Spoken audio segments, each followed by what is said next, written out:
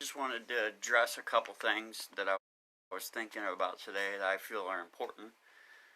Um, I've noticed that a lot of people are having a hard time um, because they're not used to this stillness, this slow time, and they're used to go, go, go, go, go, working and taking care of their responsibilities and their obligations, and always, always constantly trying to arrive somewhere, constantly going, constantly doing things.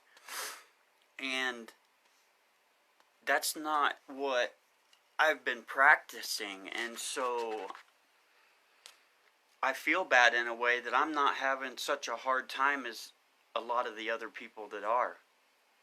And so this is kind of the message that I'm trying to spread, and many others are trying to spread too, that you don't have to feel that way. You don't have to always be on the go. I understand you have responsibilities, but if you take time for yourself first and then your responsibilities, you get a whole different experience and a whole different outcome. Like Abraham Hicks says, operate from your high flying disc first. Then everything will fall in place. So what I'm talking about is giving yourself a 10-minute quiet time ritual every single day. Whether that's meditation, affirmations, whatever it may be. It's a time of healing, and calmness, stillness, oneness creates healing. It's a natural process. And so with all these people not working and not being able to pay their bills right and not being able to take care of the obligations that they previously had in place, it's creating turmoil,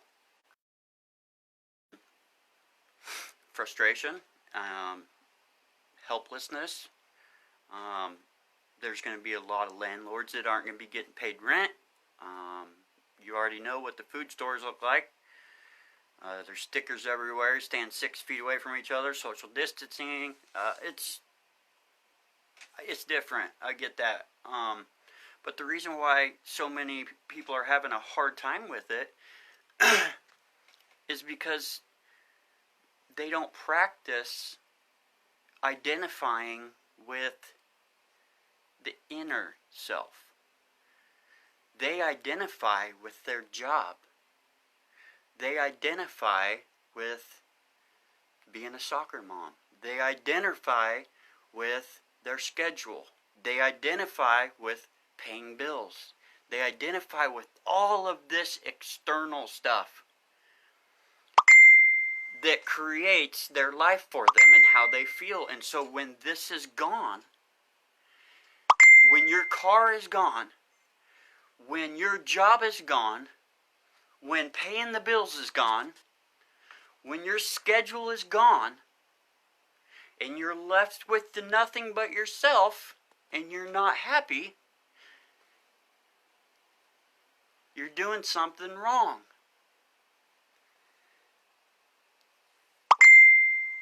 Now, if you identify with your inner self first, when you lose those things, your job, your bank account, your car, you don't lose nothing.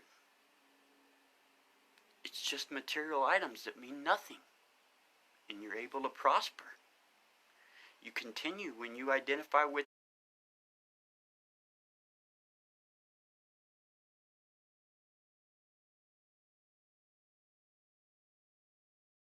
just your inner self, you will always prosper. And so that's the huge thing I'm seeing with everybody. Everybody's just so wound up right now because they're at home.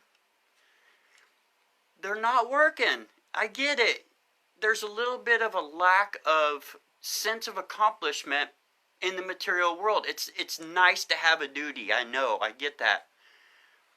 But that needs to come second to yourself. So just think about that, try it. Try identifying with just your inner self. I don't know if you remember the video I sent the other day. It was, try wake up the next morning and lose all labels, lose your name, lose your where you work, lose all the people you relate with. Just try to identify with just your inner self, no name, and then tell me how you experience it. Well, that's kind of what I'm talking about.